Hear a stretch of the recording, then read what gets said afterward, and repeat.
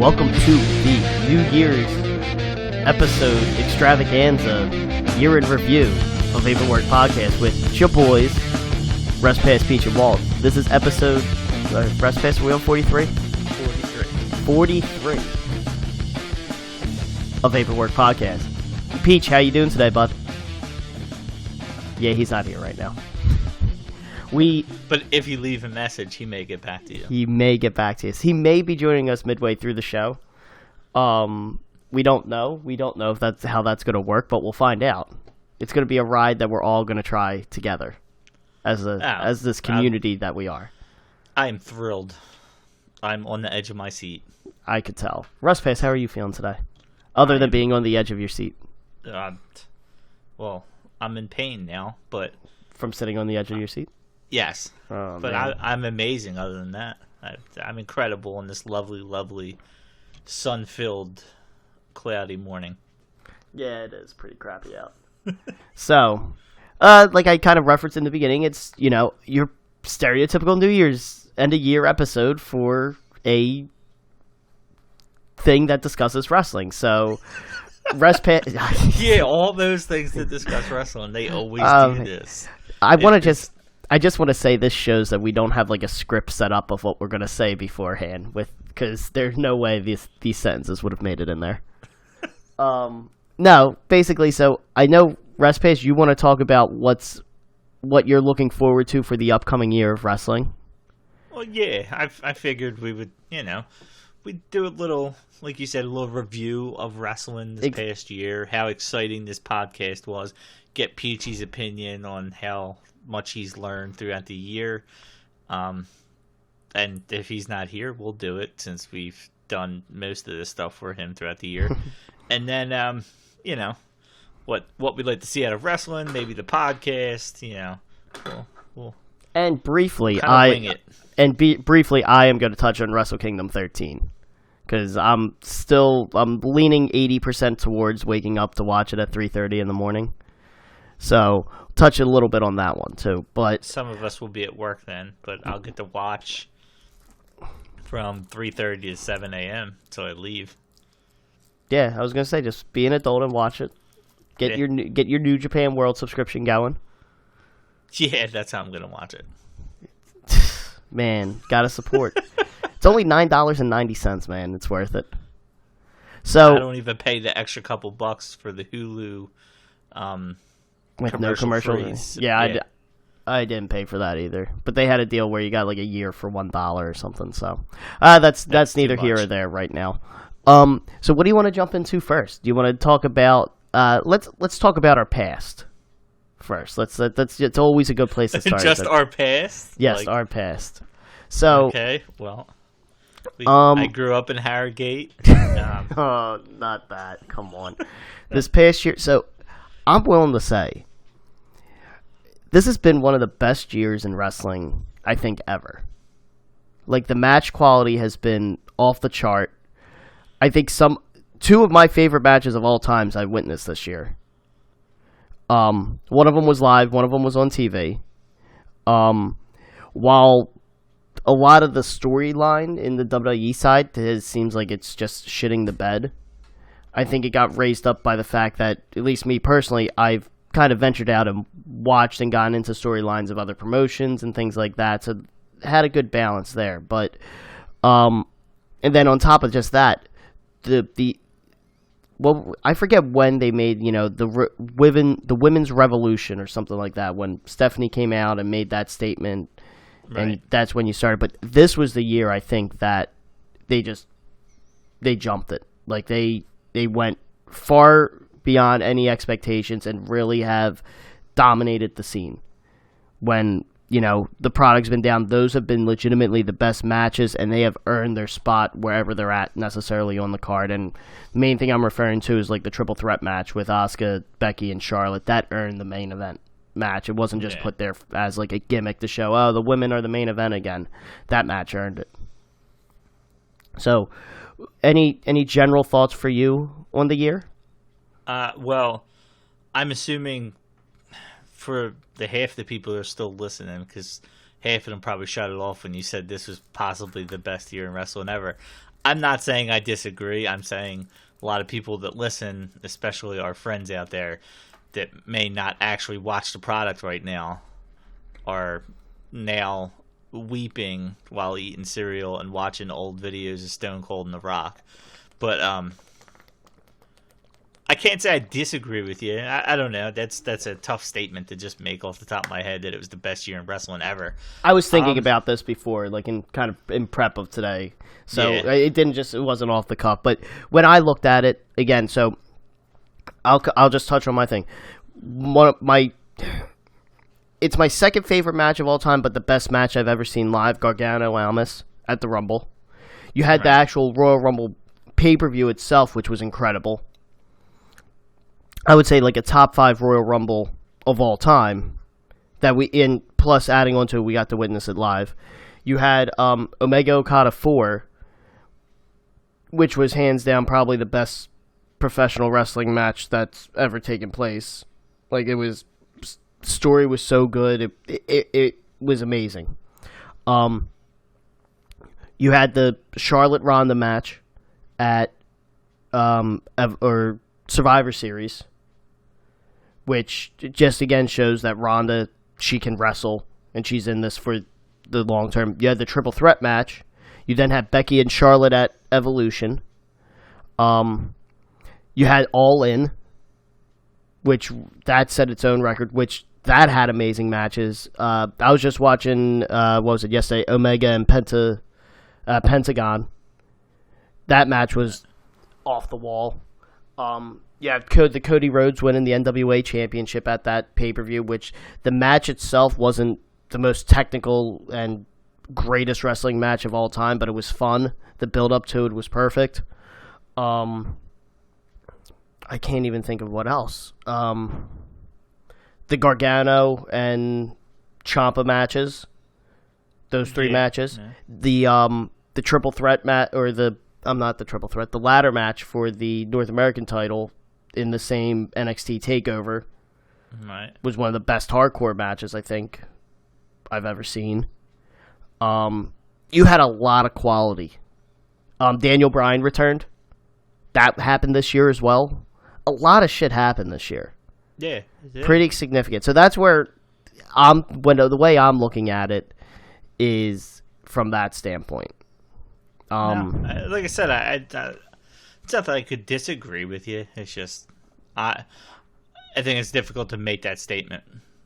It is a very difficult statement to make.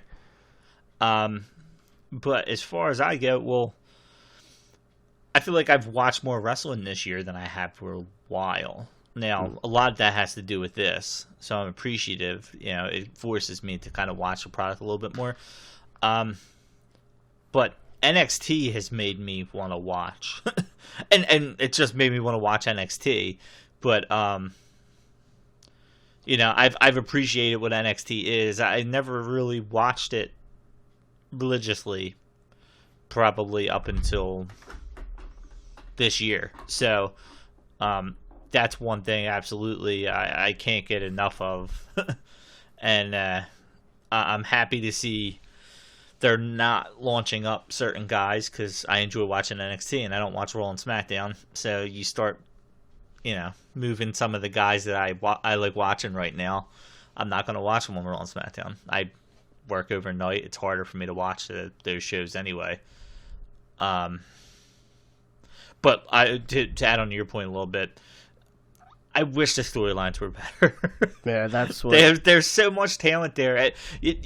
One thing, and I've thought about this for a long time now, the one biggest issue they have, and I'm hoping with the rumor of All Elite Wrestling, which will not fall into this year, but it hopefully will be in the next couple of days, it'll get officially announced. I hope they learn from it. And the biggest thing that WWE does incorrectly right now is give away pay-per-view matches on regular TV. And I know they have to, because they feel like they need to get ratings. But it's one of those things that NXT does right, that I feel like they do right. You're not seeing Gargano and Ciampa ever in the same match on a regular episode of NXT. that happens at TakeOver. You might randomly get a pay-per-view quality match on NXT as far as the competitors against each other. But you very rarely get that. You know, you might only see Ciampa. I don't even remember. Now, I haven't watched the last couple episodes, but there was like a 2-month stretch where I don't think he wrestled once on an episode of NXT. He was just only wrestling takeovers. Yeah, that sounds. I think he wrestled one of the guys from Heavy Machinery once. Like ever since he won the championship, I think he wrestled one time on NXT, and it was against the Dozovich. Yeah. I think that was the only match he wrestled, and I was still interested in it. You know what I mean? Like, you can get by with. They had a promo with him every couple weeks, you know, where he was in the back. He didn't even have to come out to the ring, and it kept me invested. So I think that's sometimes where Raw loses itself. And I realize they have to appease USA. I get it, and they're going to fall in the same trap with SmackDown when Fox, when that deal kicks in. But there you go. There's another thing that happened this year. It was Fox purchasing SmackDown. I know it didn't start this year, but it was still them purchasing. XFL getting announced. Well, that's not wrestling related. It's not associated with WWE. But it used to be. And yeah. And that, but it's crazy to think right now that we've been doing this less than a year, because I feel like it's been longer, and to think like he said, like Rousey. She started in January. Yeah. Like, it feels like she's been around there way longer. Like, she literally made her first appearance in January. Yeah. So, yeah, it's nuts. And Becky Lynch, obviously, her emergence as essentially we are recording top of wrestling. We are recording this on the 30th in the morning, and they did the SmackDown spoiler tapings for Tuesday, and like what they're doing with her for this last SmackDown as a pre-tape thing, I might watch it. It is like it came out of nowhere like that, like, and it's funny when you think so. Do you have, so let's just kind of get into some best stuff. Do you have like a favorite match of the year? Like, so I called out a couple of mine. Like, is there one that sticks out in your head as kind of your favorite match of the year, or a couple favorite that really kind of, when you think back to 2018, that's what you're going to think of? Well, unfortunately, since I was drinking during it, and I seen this live, but I didn't appreciate it till afterwards, that Cien Almas and Gargano was, obviously we already discussed this in an episode. So the funny thing is, I was drinking through it too, and like I still remember like sitting down to watch it, and at one point, like I think it was Peachy was talking, I just told him, "Shut up, I'm watching this match." I knew it was something special. Yeah, I don't even think I even sat down for it. I was standing up in the back. I sat down because I wanted to watch it. I remember like Peachy made a comment, or because I think Fight Forever chance started, and and Peachy was like, "They don't deserve that," or something like that. I'm like, "Shut your mouth." Maybe, and like I was like, "This is something." It was something special. That was really, and it's a biased opinion because I think probably anybody that, you know, a match again like. Omega Okada was in a better match, but, and maybe even like Ciampa Gargano, their first one, was maybe like better storyline, a better match overall, but like this one is always going to take the cake for me just because it was live. I was watching it live.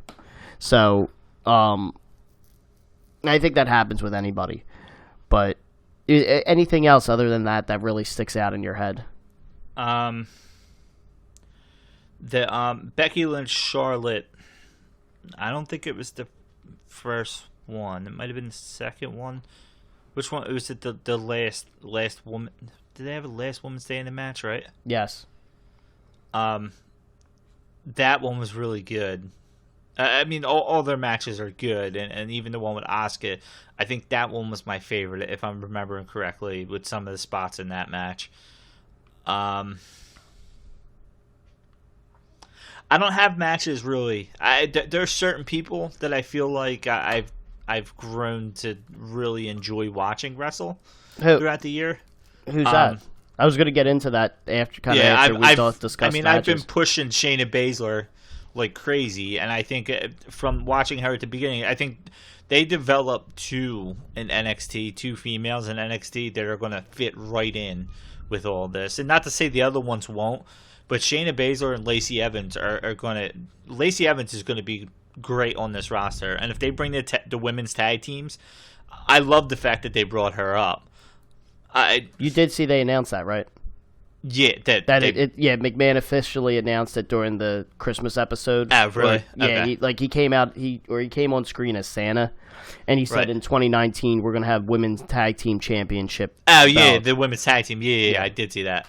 But that obviously they need to bring more women up, so they have Nikki Cross and Lacey Evans. But I always had that feeling about Lacey Evans that she wasn't going to be a champion in NXT, but she is on the main roster. Because Baszler is down there dominating right now, you have to wait until that storyline develops with the Four Horsewomen, which everybody wants to happen right now, and it might not happen until next Survivor Series.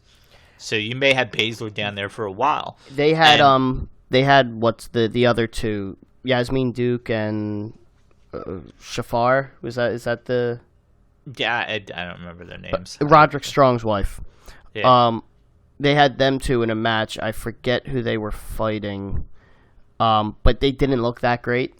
Yeah. And you could just tell they need time to develop. So that's what's going to happen. And even if Baszler moves up, they're going to be down there. They're going to be the heels down there. So Lacey Evans is not going to really be in the mix. So there's no point to keep her down there. The nice thing about this point is, the Four Horsemen versus Horsewomen versus Horsewomen match can wait, because we're past Survivor Series when we thought would have been a perfect opportunity to have this match. Right. Looking towards WrestleMania, you're not going towards that match unless they do it. That'd be the dumbest thing WWE has ever done. So you're easily looking at next year for it. And I'm thinking when that happens, I think this women's tag team titles is purely to help push that.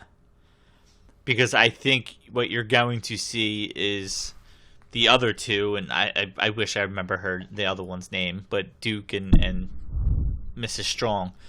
I see them beating the Hug and Boss connection for the tag titles or something like that out of nowhere. Yeah. Then you have Shayna Baszler with the title on one, Rousey with the title on the other, and them with the tag titles. Or something like that. You know what I mean? I see them holding and then it turning into some type of, Charlotte against Baszler, Lynch against, I don't know. But they can use those 4 titles now that will be there, the 4 women's title, to kind of start that feud. The feud. Even though it's very easy to just start it like that. All it has to be talked about is 4 Horsewomen name, and it can just start tomorrow. But I'm sure they'll slow build the fuck out of that. And having 4 titles on the main roster is going to help them kind of further that along. It's Jessamine Duke, or I don't know how to pronounce her first name, and then Marina Shafar are the other one. And the other thing, just because I was looking this up, they actually got the okay from Anderson and Flair in 2013 to call themselves the Four Horsewomen, which is pretty cool in my book. Who? Which the girls. Foursome? Duke, Ronda, Duke, okay. like that nickname for themselves. They apparently got the okay, at least according to Wikipedia, and Wikipedia is never wrong. Oh, yeah. So, but that's still kind of cool. That's, you know what, and I will jump into the whole looking forward to next year. I'm not fully, but that's one thing I look forward to developing, because it will develop at some point next year. This finally will come to a head. Yeah. And who knows, maybe WrestleMania starts it off.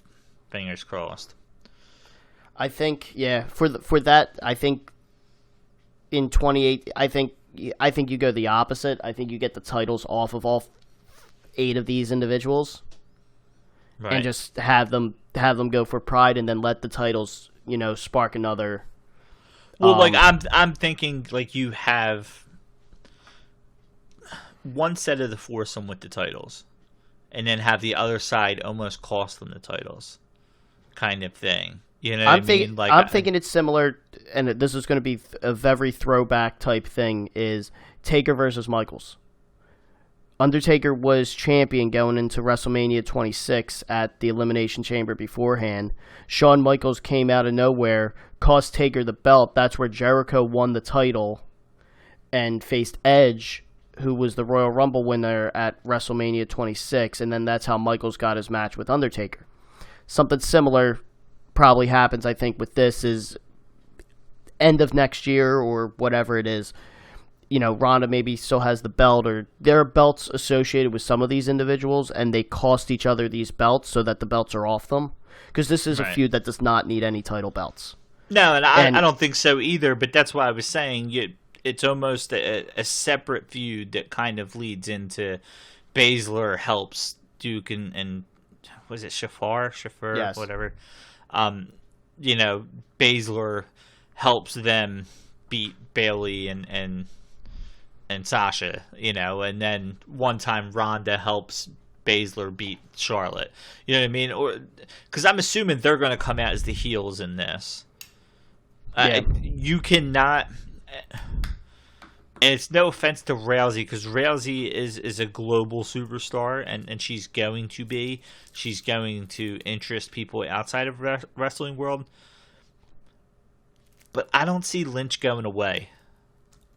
I only see her. I only see this bright star of that she's kind of forced into, that she forced her way into, only getting bigger.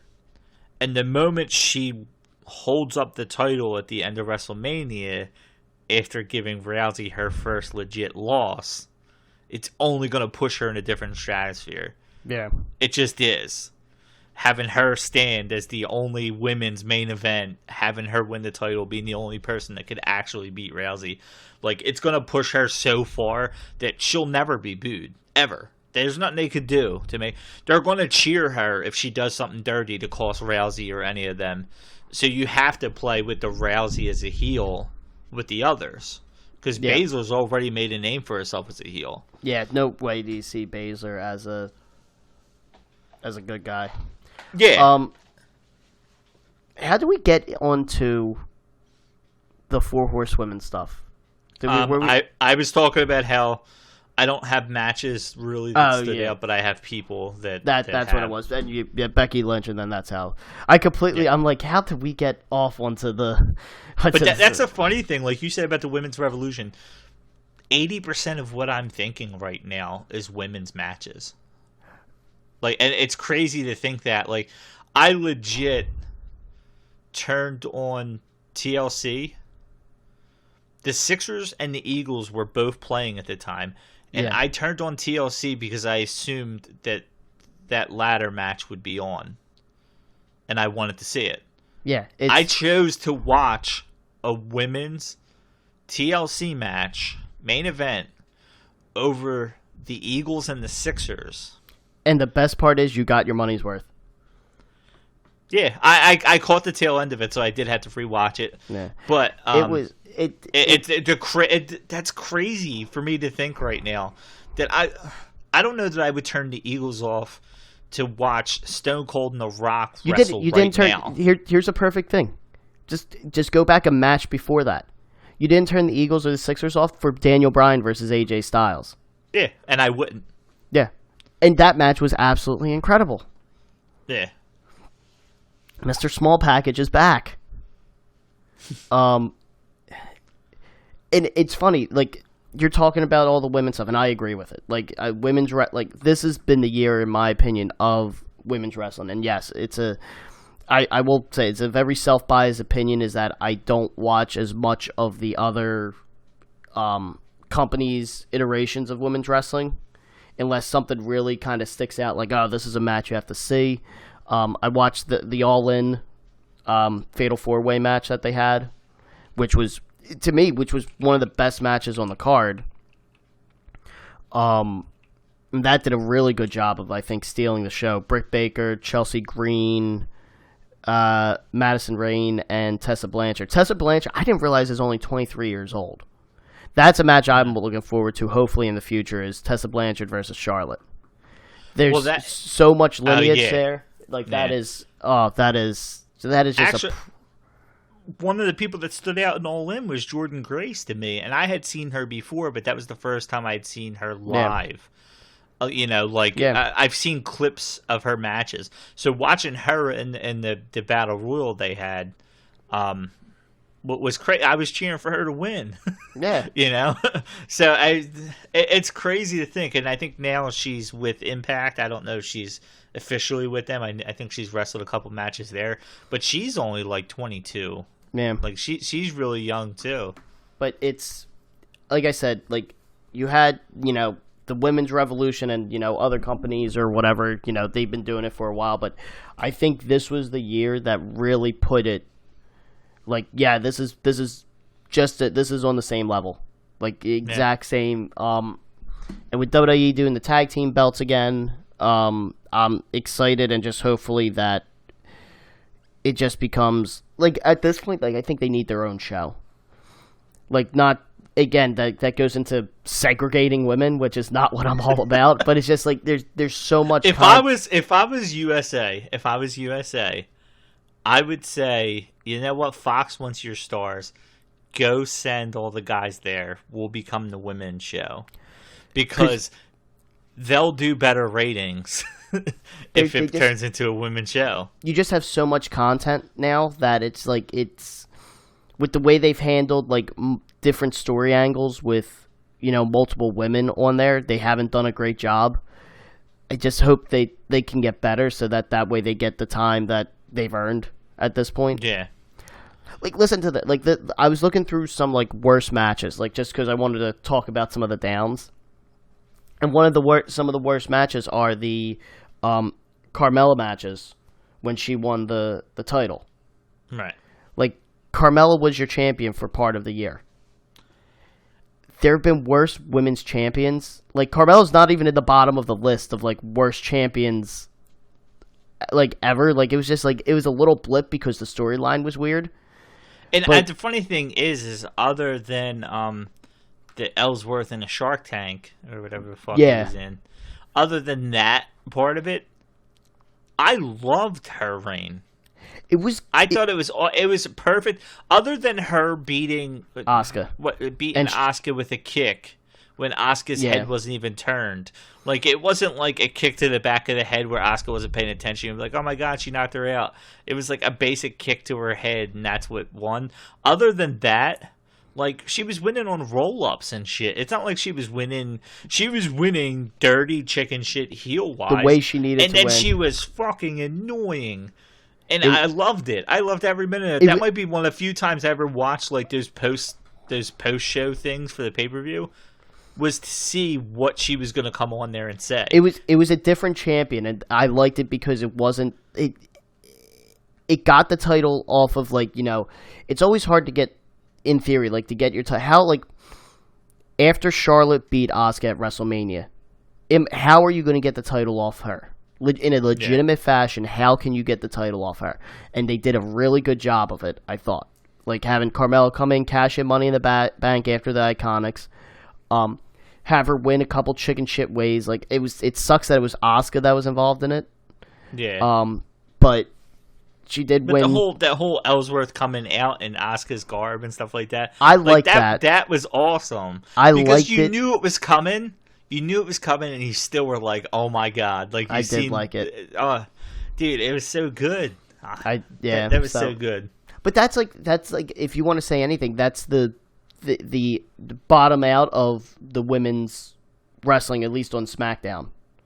Yeah, that was interesting. That was very interesting, and that's the funny thing. You think of all this, and I don't know I'm sure what's her name, Tony Storm is going to stay with the UK NXT.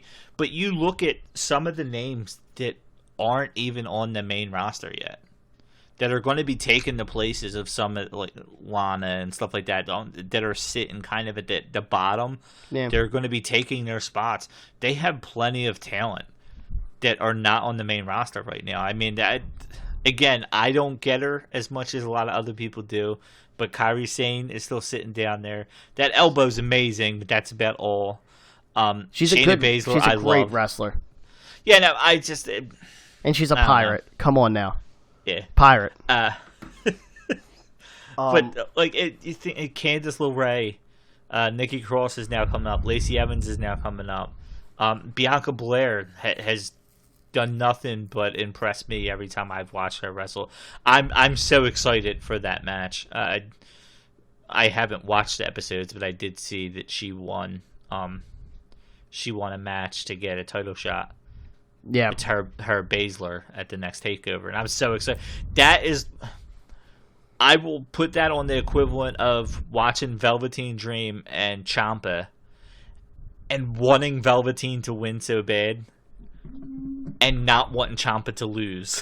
That's what that match is going to be for me. How about Velveteen Dream this year, man? Like that, incredible, absolute.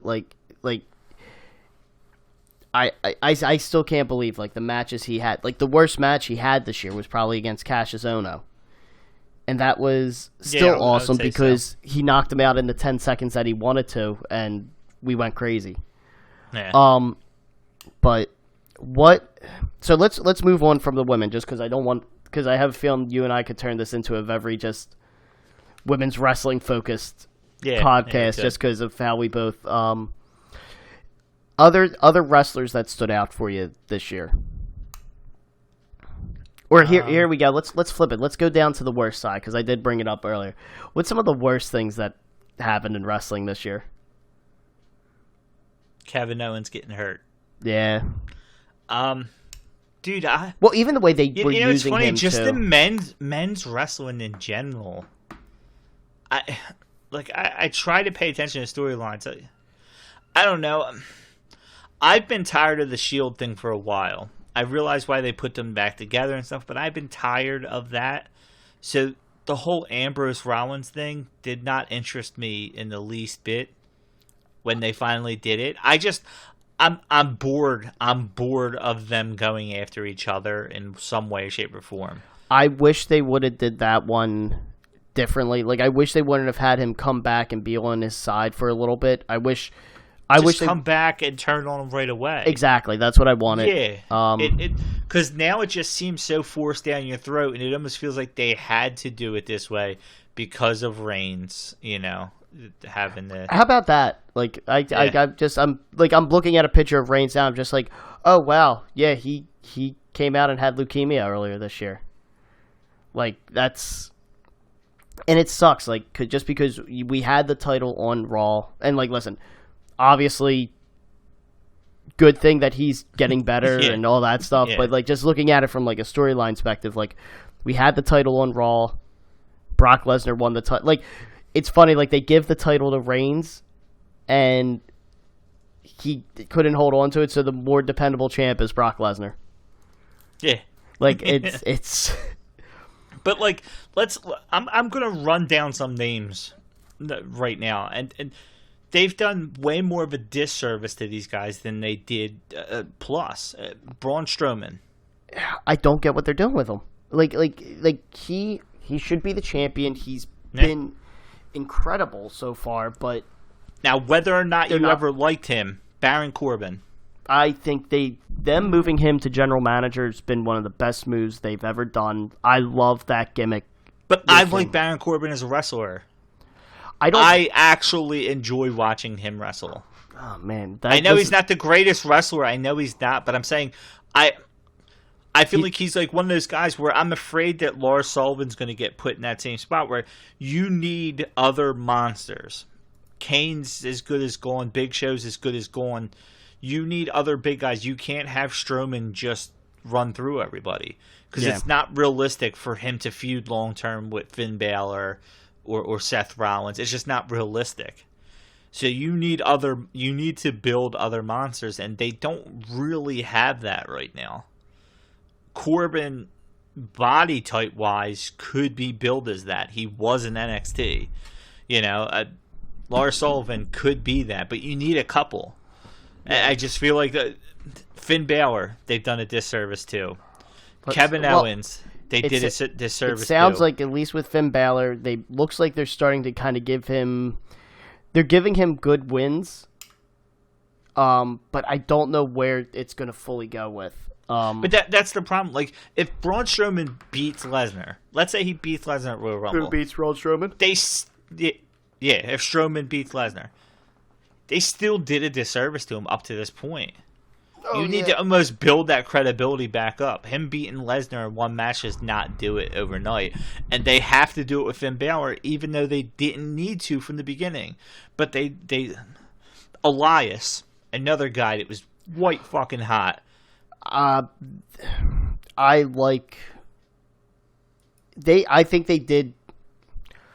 I'm torn to say how I feel about what they did with Elias. Elias, I think, had one of the best years, like when he went from face to heel or heel to face or whatever like that. Like I liked his drifter gimmick. Like when they first introduced him, they just had him drifting in the back of. I wish they would have did that for longer. Yeah. But when they turned him into like a kind of a joke. Yeah. Which is fine because that's kind of what his gimmick was. Like the playing the guitar, and then they turned him into this heel, which was getting a lot of cheers and heat at the same time. Yeah. And like I think they are sorting those things out. Like listen, he had a match with John Cena, he was in the John Cena segment at WrestleMania this past year. Right. Like, so I'm excited to see with him going forward, but I think they got him right.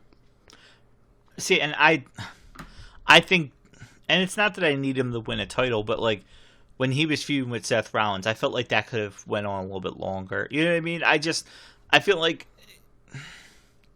and maybe it's because I don't like Bobby Lashley, but like I'm sure they viewed it in the back that him feuding with Bobby Lashley was a good thing. Yeah. But it's not. Feuding with Bobby Lashley is not a good thing. If it has shown us anything, feuding with Braun Strowman and Bobby Lashley has not been good things for people. Kevin Owens went from credible badass to a huge chicken who can't win a match when he starts feuding against Braun Strowman. I'm sure they're thinking, well, it's Braun Strowman, you have to think about that. But, I mean, it's the guy that came out and challenged Cena and beat him in his first match on the main roster. This dude beat the hell out of Juice Robinson, whatever the fuck he was called in NXT. He just beat the fuck out of him. CJ Parker? Yeah, something like that. Yeah, he came out, he turned on Sami Zayn his first night in NXT. This dude came out as a legit badass, and him and Jericho were money. But he was like the serious one where Jericho was the one joking, you know? And then he joked around a little bit, and then you had him and Sami Zayn that were way over the top. And it was kind of funny, but it was just, you seen where they were going with them. I feel like they have so much talent, and right now, if you think about the men's roster, I'd rather watch the women's, because I don't trust that they can bring all these guys back to relevance, that I feel like they killed any momentum a lot of these guys had, and they have to rework it. They have to rework them, and it sucks. McIntyre is the only one right now that I feel like is at least have some credibility, you know, for the future. Like, and that's, you're basically putting all your chips into the Strowman McIntyre basket for next year. Because if Reigns don't come back, and if you're going to put the title on Strowman, you're going to see a lot of, you're almost going to get tired of McIntyre Strowman like you did with Reigns and Lesnar. Yeah, I don't. Yeah, that's going to be. That's a good point you brought up. Why, like, the women's side, because they don't have as many, wrestlers on the women's side compared to the men's that they have to deal with the different storylines. That's kind of where I was saying is they need their own dedicated programming to be able to tell efficient storylines. Or else you're only going to get like the 6 or 8 women that are involved in the title hunt, and that's it. But hey, listen, they're doing something good now with non-title hunt rivalries with like Naomi and Mandy Rose. Yeah. Like Mandy Rose is like flirting with whichever Uso Naomi's married to. I forget which one. But that rivalry's been like pretty heated and actually pretty good so far. Yeah. Like just as a complete side program. And Ruby Riott and Natalya. That was really good too. I didn't like how far I liked the use of it, but I didn't like how far it went using Anvil. Yeah, but still, it made you at least care in some way, shape, or form. It was interesting. Or you might not have had they not added it. Yeah. So, what were some of the other worst things at WWE this year? Before we start going into, for me, it was Nakamura. Like, I like that they turned him into a heel, but I hate the way, like, his whole low blow thing. Yeah. Like, I was just, like, I think it just diluted, like, that build-up, it was such a disappointment of the year for me. It really was. Just, like, the build-up to that match when we saw Nakamura win. We were getting Nakamura Styles at the Rumble, and then AJ Styles retained the title, and the first graphic for WrestleMania came up, Nakamura Styles at WrestleMania. It was a dream match. Like this match has already happened, but no way did I ever think I was getting this match on WWE TV. That day of WrestleMania, I watched the Wrestle Kingdom match like 4 times. Oh, yeah. I remember going to your house and it was on. Yeah. And then just, like, it was not good. And it took them, like, 4 matches in order to get, like, a good quality match. Yeah. But by that time, I was already spent on the feud. And then, like... The thing that sucked is you got 2 dream matches out of the Royal Rumbles.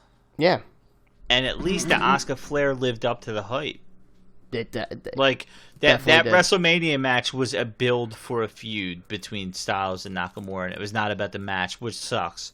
Because I think that took a lot out of it, like you're saying. I think it took a little bit out of that match where their best match should have been there because it was WrestleMania. And I was perfectly fine with him turning after the match. That didn't ruin it. The match wasn't good before that happened. It's not like that ruined the WrestleMania match. Their WrestleMania match was not all that great. If anything, that saved it in my mind at the time. I was like, oh shit, he turned heel. Like, I was happy to see that part at least. Quickly, we'll just the Greatest Royal Rumble and Crown Jewel. Those were dumpster fires. No, not even like I'm even just gonna remove like all the issues around the events. The events themselves were just not good. The greatest Shane McMahon was the best in the world. Huh? Shane McMahon exactly. Jesus Christ, I forgot about that. Like something like that happened. Like it was not. It ruined a lot of things for him because I understand why they had to have Triple H and Shawn Michaels and Kane and Undertaker and these things, but to be honest with you, if it wasn't in other countries, we would not give a fuck. I don't want to see Undertaker and Shawn Michaels wrestle again. The fact that I seen anybody at all rumoring that they might wrestle again at WrestleMania makes me sad as shit. Because I don't want to see them wrestle. It doesn't bring nostalgia to me watching 60-year-olds wrestle in the ring.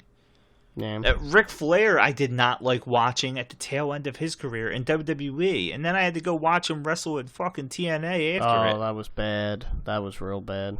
The only reason I ever even enjoyed any of his matches, I enjoyed the storyline of if he lost one more time, then he has to retire. Enjoyed the storyline. I enjoyed the fact that when he wrestled, for the most part, he was in a tag team with Batista in Evolution. So he didn't have to do a whole lot. You got the couple Flair things, but Batista carried that team. And I was fine with that. But to watch Triple H fucking tear a pec 5 seconds into a match, and then Shawn Michaels, who probably wasn't supposed to wrestle much in that match, probably have to do more than he was supposed to do because Triple H was hurt, and then watch Kane and Undertaker, who clearly both don't give a fuck anymore. Like, and it's not that they don't give a fuck. Kane's got another job, and Undertaker should have retired 5 years ago. So that's the stuff that annoyed me the most out of those specials, pay-per-views, whatever the hell you want to call them. And it's not just them two. What the hell was the other one called? Super Showdown? Yeah. That one because that one was Triple H versus The Undertaker was your main event in 2018. Yeah. That had your second match of Daniel Bryan versus The Miz, which ended in like 2 minutes. Yeah. With again, it was a roll up, but it was. Yeah, that was meant to be a lead into Crown Jewel, so it was used as a secondary pay-per-view, leading into a Big Four pay-per-view. And I hate then that all the shit happened in Saudi Arabia that wrestlers didn't want to go. Yeah. And these were just like glorified house shows, and it showed. It straight up showed for what it was. So like those were just all down. Like I don't know what to do to save them, because I just feel like as these shows continue, we're still just going to get these old timing wrestlers coming out for one-off matches, and it's just going to be annoying to see. Yeah, it's funny because you think that let's say there was 4 specials this year, right? 4 specials they put on it. We'll add Evolution into it. You know, can we not group Evolution? No, but with these? My point was we put Evolution in there, right? It was the same concept, right? You brought back Trish Stratus, you brought back Lita. Why didn't that feel as awful as the others? Because Trish Stratus and Lita are not coming back every once in a while looking like they can't move around the ring like The Undertaker. And obviously Shawn Michaels, who said he was retired and never coming back, and then comes back for this match. But then the other thing about it was they still featured their main people. The main event was not involving Trish Stratus against Lita.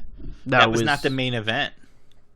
And like the match had to change because like Alexa Bliss got hurt, but that was a perfect. You had Mickie James and Alexa Bliss. Mickie James is older, but still a current active wrestler. Right. And you had Alexa Bliss, kind of a new up-and-comer. No titles on either of these people versus 2 legends. Yeah. And then there was even a storyline with Trish versus Mickie. It built into that match. It was a great build-up. It was a great concept. And then Alexa Bliss got hurt, and Alicia Fox had to sub in, which is good just because it's featuring someone else now.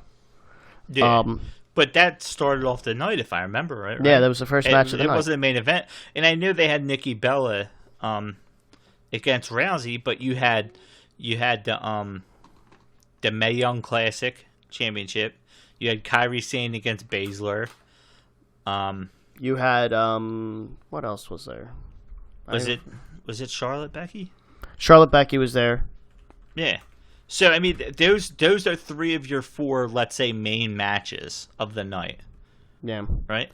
Nikki Bella is the only old timer, quote unquote, and she's more recent than any of the other ones we just named, that was involved in a match. And it sucks that main evented, but they main evented it more for Rousey than anything else.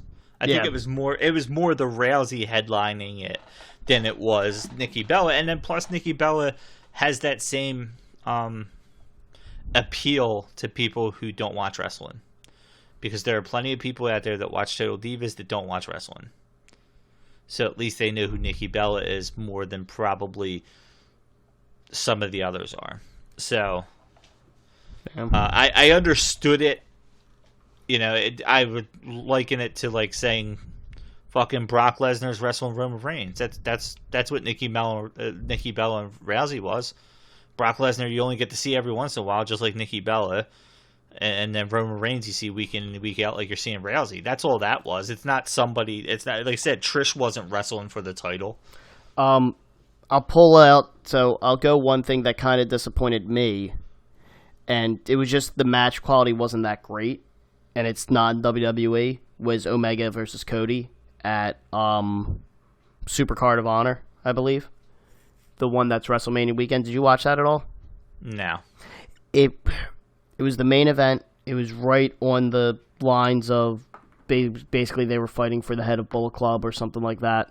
Mm-hmm. And the match just, for an Omega match, it just didn't deliver to the same quality as you're kind of used to with an Omega match delivering. And then same thing as Cody. Like, the storyline made sense. It main evented that pay-per-view. Super Card of Honor 2018. Let me pull it up real fast. No, that's right. It didn't main event. The main event for that one was Dawn Castle versus Marty Scurll for the championship. But yeah, it wasn't that great of a match. Right. Especially with the storyline going into it. But listen, now, yeah, they have All Elite Wrestling coming up, yeah. So hopefully that starts to take off. Well, that's a nice lead into. I was going to say, what are you looking forward to? But right before I go into that, I did want to say, was it Omega Ibushi at All In? No. No, Omega was. Omega faced Pentagon at All In. I thought wasn't Pentagon in that 6-man tag match? No, his brother Phoenix. It was Mysterio. It was Mysterio, Bandino, and Phoenix versus the Bucks and Ibushi, I believe. Right. Never mind then. You got Omega Ibushi during the G1. Yeah, and I didn't see that match, so never mind. Well, what I've been looking forward to, obviously, All Elite Wrestling. I'm excited to see what they announce and what they can come out of this. I'm not expecting a whole lot, which we still have to do that Wrestling Society X episode. Yes. So that's what I'm looking forward to, is that episode. We said possibly 50. Yeah, for us, I'm not, like, I wasn't going to go into what things I'm looking forward from us for the new year. I'll run down a couple things that I'm looking forward to in the wrestling world. One, I'm looking forward to Kevin Owens coming back. I love Kevin Owens, and I think it's a perfect opportunity to have him come back as a threat in the Royal Rumble, but I don't see him winning it. I wish I did, but I don't. But I wish they would bring him back in, like, old Kevin Owens, because he is a legit threat to Strowman if he came back and wrestled the way they were building him as originally. You know, he might be out of shape, but he's still a credible threat to a big guy like that. So I'm looking forward to him coming back. I know they will disappoint me, but I'm looking forward to him coming back. I'm looking forward to Becky and Rousey at Mania, and I hope it's just them hopefully two. That happens. And I'm looking forward to Becky holding up that title at the end of WrestleMania, beating Rousey in the spotlight of it, and it's just gonna, like I said, it's gonna put her in a whole different stratosphere. I hope they don't go that whole she put up a valiant effort but Rousey still won kind of thing. This is where you can put her at the next level, where it's not just the diehard fans that love her, it's the people who watch wrestling once in a while that'll love her. So I hope that that she's able to kind of put on a real show with Rousey at WrestleMania. And then the Four Horsewomen. I hope that feud starts. I've been waiting for that. Been fucking waiting for it, especially because of Baszler. I don't care if Duke and Shakur. Yes. I keep wanting to say Shakur. I don't care if they're not ready. I want it, and I'm too impatient. And I want it as soon as possible. I think they should. I think they are going to line up for that possibly next year. Yeah. Those are. The All Elite thing, I'm not as excited for it because I think when we talked about it, I'm hesitant. I think it's going to hurt more than it's actually going to achieve what they're looking to do. Yeah, well, then it fails and it fails. Yeah. I mean, we all kind of predicted that it was going to fail. I'm not expecting it to be, but it's just something new. And it is something new. It's something interesting. Always, them building this from scratch beats the hell out of Impact calling itself something different and trying to go in a new direction next week. Yep. You know what I mean? Like, I'd rather it be something started from scratch because you at least put your faith into it a little bit. So I'm going to go into it with an open mind.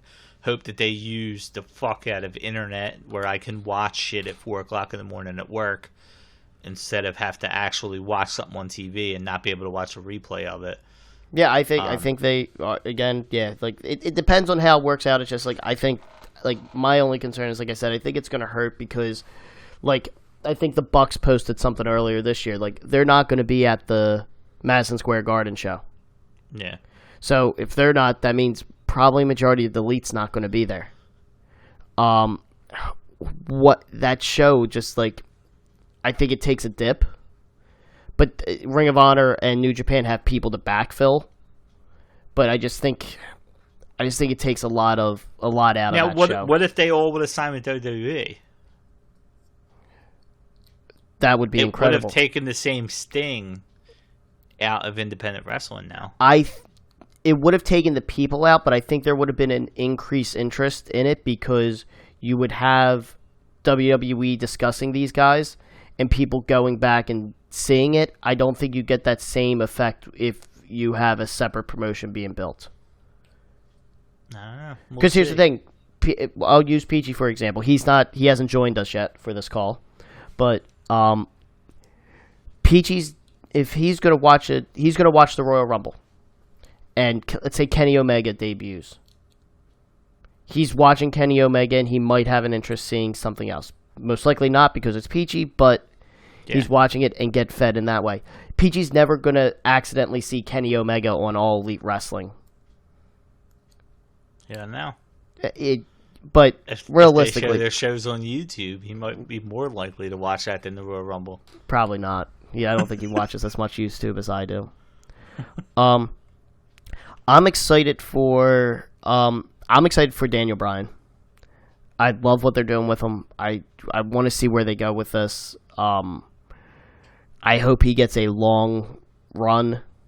Like I don't know who the next person to get the title off of him is or anything like that, but I hope they give him a long run because it's well deserved. It's years past when it should have happened, but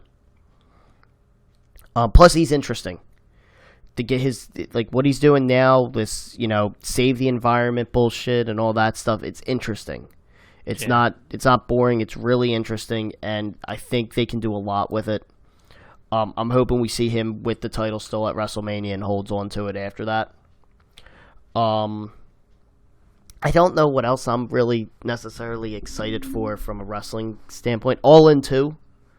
Or All Out, or whatever if they're going to be calling it. Excited for that. The first one was definitely groundbreaking. But this might be the first pay-per-view for AEW. It might be. So you're excited for AEW. Yeah, there we go. Well, that's what I want. I want it All In to see. That's the thing. It depends on how it all works. I like the idea of All In being a celebration of all independent wrestling. Like, have a single WrestleMania level event for everyone from these different promotions, not, New Japan's Wrestle Kingdom. I forget what Ring of Honor's main one is. Bound for Glory?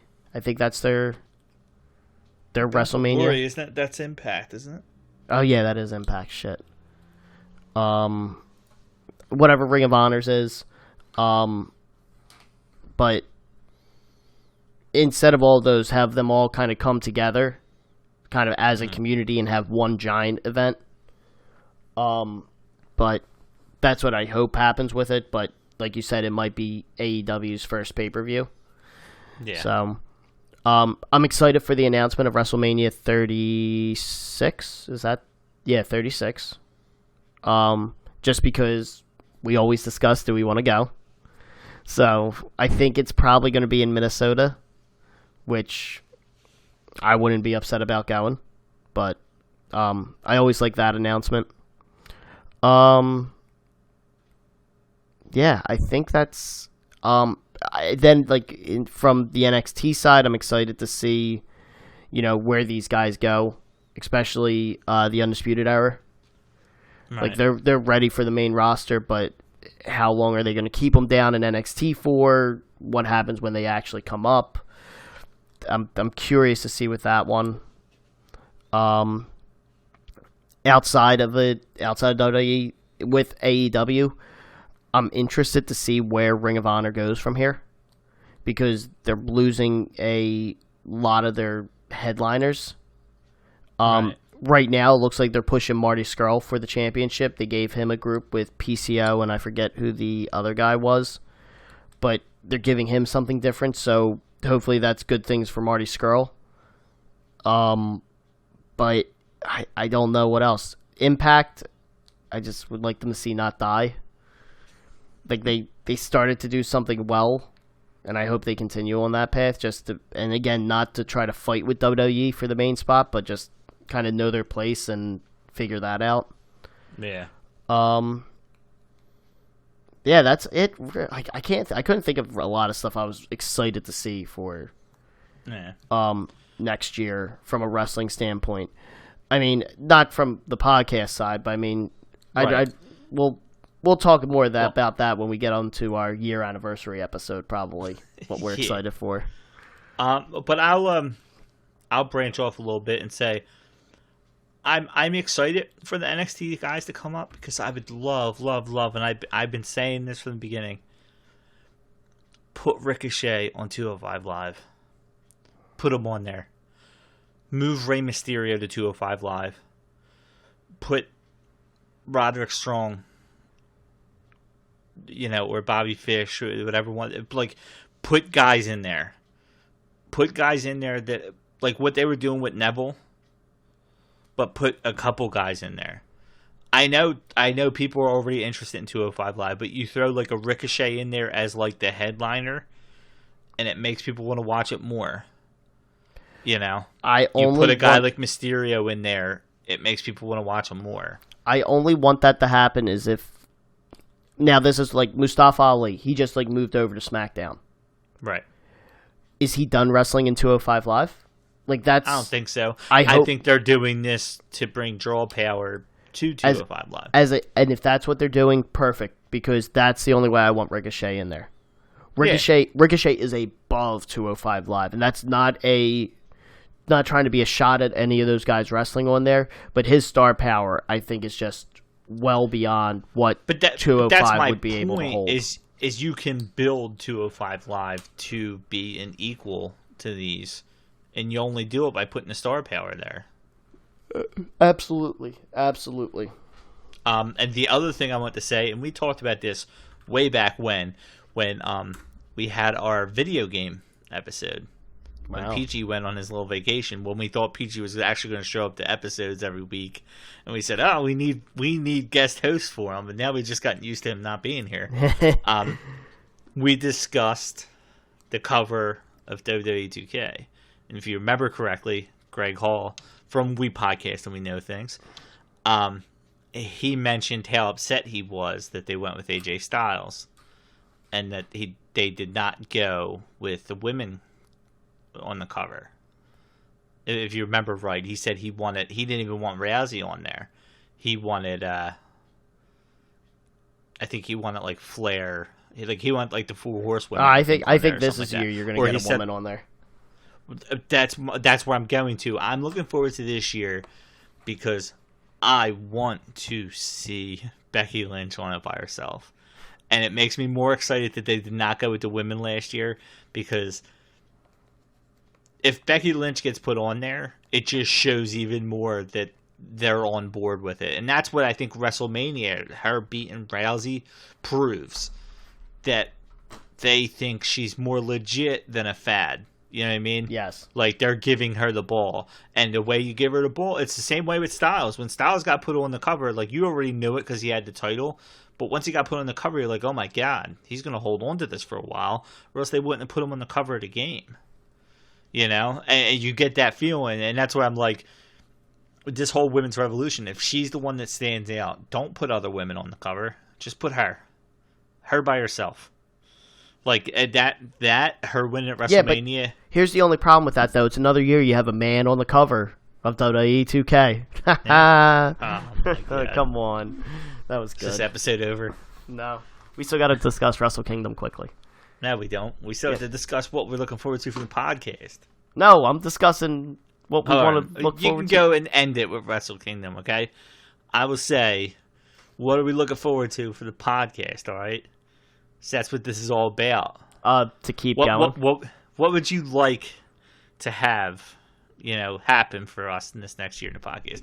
I know we have to discuss our future. Where me, you, and Peachy, if he shows, we'll have to sit down and discuss. Yeah. But what would in this next year, This hasn't been a full year of the podcast, but let's say that 2019. 43 episodes, though. Yeah. We've been 2019, what are you looking forward to? What would you like to get out of this podcast from us? Expanding more. So basically we've done... We've kind of been slowly turning into weekly recaps just because, flavor of the week.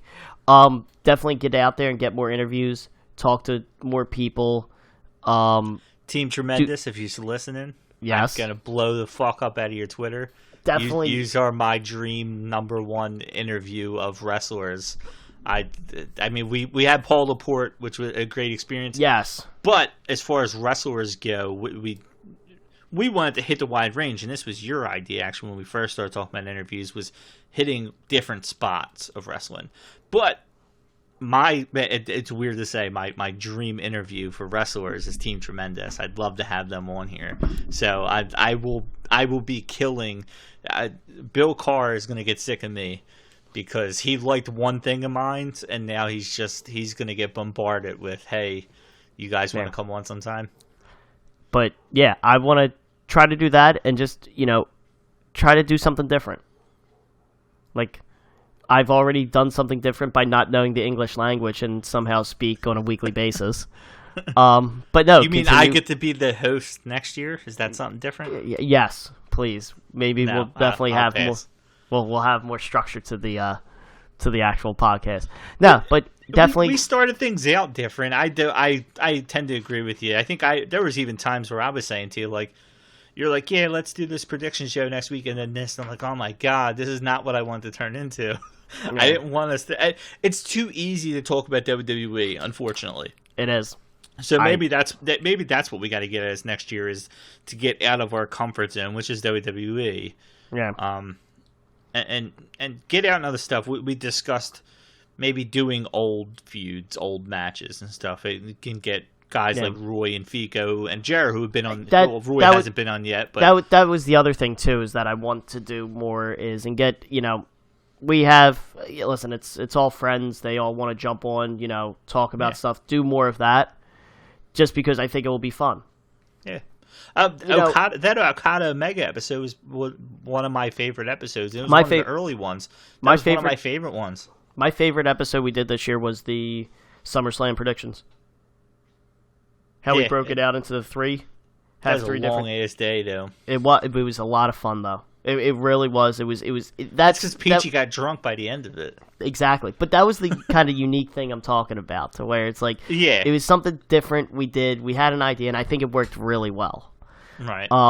But yeah, the upcoming Royal Rumble episodes that we're going to do, I think those are... I'm excited for that. I think that's going to... Yeah, that's going to be a lot of fun. I think last week's Peach Pit was at least different. I mean, I know we discussed who would win a ladder match between Rudolph and Frosty. Logical answer is Rudolph. I mean, if you remember correctly, when we first started it, we were so anti doing reviews that, we discussed the Bryan return and Rousey and wrestling, and I think we even had a Lesnar episode. But, we did, our favorite stables.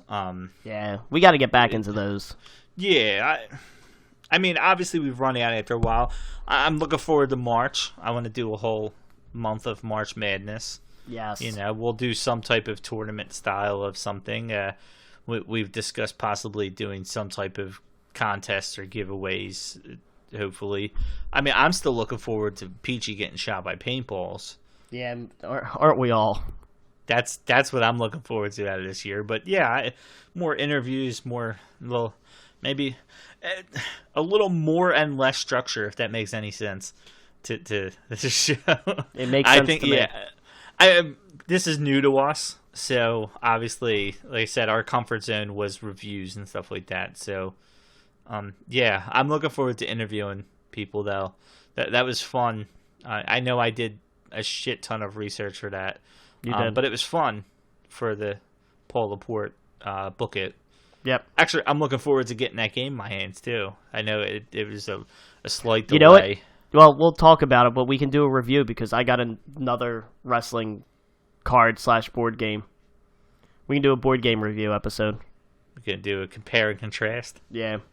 So, alrighty. So with the podcast stuff being done, let me just quickly go over Wrestle Kingdom because I'm excited for it. Good main event, and it's coming up next Friday. So your main event, do you know what the main event is? Kenny Omega against Tanahashi. Are you just looking it up, or? I actually looked it up before we ever got on here. So. Oh, okay. Yeah, so but Tanahashi, I did not know it previously to looking it up. Tanahashi won the G1. Really, the old style of New Japan versus the new style of New Japan. And it's very interesting because of what's going on with the All Elite stuff. I don't know. Like, I want Omega to win. Like, I want Omega to have, like, a very long, kind of decorated reign, and he really hasn't. I think he's only had one defense so far. Maybe two. Right. But nothing... Like, this title reign has not been that great. Or at least it doesn't seem like it has. Especially with the build-up that you had coming off of Okada. Yeah. Because Okada's probably the greatest IWGP Heavyweight Champion of all time. From my limited New Japan knowledge, but just all the records that he crushed with it, it's exciting. So I think, yeah, I don't know what's going to happen in this match. So I'm excited to see it. It's going to be a great match. Going to be a really good match. Again, you got Jericho versus Naito for the Intercontinental. Jericho in New Japan, still, it's a thing. It's exciting. Hopefully, though, they do take the belt off Jericho because it is very Lesnar-ish right now. He just shows up every now and then to defend it. Okada versus Jay White. Nothing. This will be the match I hope I get to see. Really? Yeah. Yeah, I love Jay White and I like Okada. Okada, so. Yeah. But this is a kind of a rivalry match because if I remember, Jay White was in Chaos and turned his back on Chaos to go over to Bullet Club. So, definitely some blood in this match. Then you have Kishida versus Ishimura. I don't know a whole lot about Ishimura, but I love Kishida. So, I always love watching him wrestle. Then you have Cody versus Juice Robinson for the United States Championship, and I didn't realize that Cody had the belt. So, not super great. But the thing that's interesting, and it'll lead into this next match you're going to go to, is with the rumors of AEW, like you said, will Omega drop the belt because of it? Will Cody drop the belt to Juice Robinson because of it? And then this next match, you almost get the feeling that, the Young Bucks can't win. I assume you're going to the tag match. You're probably reading the same thing I am. Yeah, we're both on Wikipedia. But I will say with the Cody Juice Robinson deserves the title. He has been great in New Japan ever since he left the WWE and went over there. Really reinvigorated his career.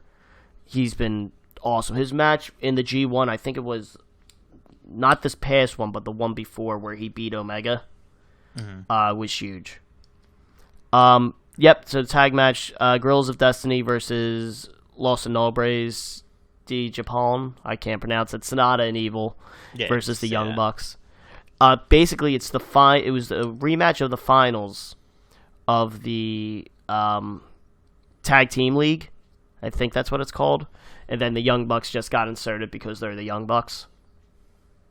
But yeah, I don't know what to expect from this match. I'd rather see Guerrillas of Destiny keep the titles. Yeah, if I had to, I like the Guerrillas of Destiny a lot. So, but Evil does have one of the coolest like entrance wardrobes ever with his scythe. And, yeah, I like Sonata and Evil too. Yeah. But yeah, I just don't. For the same reason I see Cody and Omega losing, I see the Young Bucks losing for that same reason. Then you got Ishii versus Zach Saber Jr., which is going to be a fucking hard match. That is going to be interesting to watch. Then you got Suzuki Gun versus Roppongi 3K versus Los Inobres of Bushi and Tagai. I'm not sure who that is.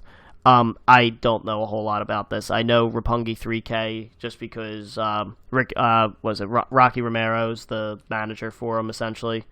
Right. So I don't even have enough to say. And what now the next one, this is what I believe was going to be the match of the night. Ibushi versus Ospreay. Yeah, this is it's almost 1 and 1A with Okada and White and Ibushi and Ospreay for me. Yeah, I think this is going to be. This has me the most excited for it, and I'm hoping this is not the first match of the night. Like it's listed on. Yeah, I'm hoping this is not the reverse order because I don't know if I'll be up at 3. So I want to be. I prefer that to be the first match of the night because I know I'll definitely get to see the whole thing. Yeah, but I think that's gonna be fucking incredible, absolutely incredible. It's also interesting too because like around this time, like I wonder if any of these guys are ready to leave New Japan for WWE also, because like we're all talking about what's going to happen with All Elite Wrestling, but some of these guys could be leaving to go to WWE, which we've seen in past Wrestle Kingdoms. Styles and Nakamura. I forget last year who it was. I think there was somebody last year.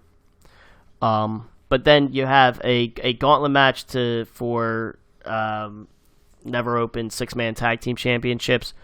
Most Violence players versus people. I'm not even gonna. Chaos is in there. The Elite. Wait, they're calling them the Elite and not the Bullet Club? Yeah, I guess they are the Elite. How about that? I don't know a lot of information about these guys, so I really don't have a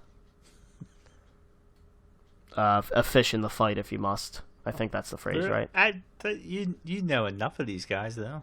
I mean, I don't know the Most Violent players. I don't know. I know kind of Jeff Cobb and Dave Finlay. I don't know Raizaki Taguchi. I do not. I know Chaos, but I only know Beretta really and Chucky T. Suzuki Gun. I know the people in there: Suzuki, Archer, and Davey Boy. And then in the Elite, I know Paige and Marty Scurll. I don't know much about Takahashi. So, in like, how many? What's there? 12 people in this match. Yeah. You know 8 of them, so yeah, you don't know enough to. Yeah, I don't. Yeah, and I don't know who's the. I actually don't even know who. Walt. I don't even know who. Still know half of them. I don't know who the current champions are. Bullet Club. So probably that means the Elite wins. I don't know. So I'm excited for it. It is a very big pay-per-view event. Yeah. For the year. So it should be good. Hopefully I'm awake for it. If not, I will be watching the replay all day at work. Well, we don't have anything to talk about next week. Who knows? Maybe if me and you see it before we record next week, we can get Peachy to watch. Let's not pipe dreams. So, all right. Is there anything else you want to add? I guess, even though it's not wrestling related, might as well throw out a congratulations to a former host of this podcast, Matt Fico, on winning the League of Salesian Gentlemen Fantasy Football Championship. Wow. Yeah. Wow. No. Yeah. I assumed I knew what you were going to say, and that is not what I thought. That's the right person, and I will further that, and I think I will probably appreciate that more, but I'm going to further that and congratulate Fico on getting engaged. Our former host have got engaged. No. Your mind went to Fantasy Football Championship. My mind is going to... he got engaged. Congratulations on that, Fico. Well, you still owe him the title belt, which it's not hanging up behind you. He's not the champion yet. It is. It's just behind all the tower boxes. Oh, yeah. Well, the Fantasy Football Championship was related to because we was on here talking about football. So, yeah, that's all I had. So. Okay, Peach, what do you have to add? Great talk. Guess he's still sleeping. Yeah, well, I wish I was. Actually, nah, I'm not. I'm excited because I get to go get breakfast. Yeah, go get me breakfast. No. So, well, if you got nothing else to add, Happy New Year, everyone. Thanks for sticking around with us for these first 43 episodes. It's been a hell of a 2018. Yeah, hopefully 2019 is going to be... I just hope it's on the same level as 2018. I'm not going exceeding. I'm going same level. Yeah, I'm exceeding. I'm setting my expectations low so that we blow them out of the water. Do you mean for the podcast or just for the podcast? Wrestling? Oh, okay. For the podcast. Okay. Well, now, have your expectations high, all right? Starting next episode, we're on a whole new level. We're literally discussing doing a review show. We literally discussed this 3 minutes ago that we might do a review show. So by next episode, we'll have merchandise, advertisers, everything. Yeah, probably not. Oh man! All right. Well, hey. Hopefully, everyone has a good New Year. Don't drink and drive. Call an Uber, even though it's going to be $85 to go 2 miles. But, yeah, I got nothing else. So, with that being said, we'll catch you guys next week. Later, guys. Have a good one. Go Birds. I think that was my most awkward sign-off all year.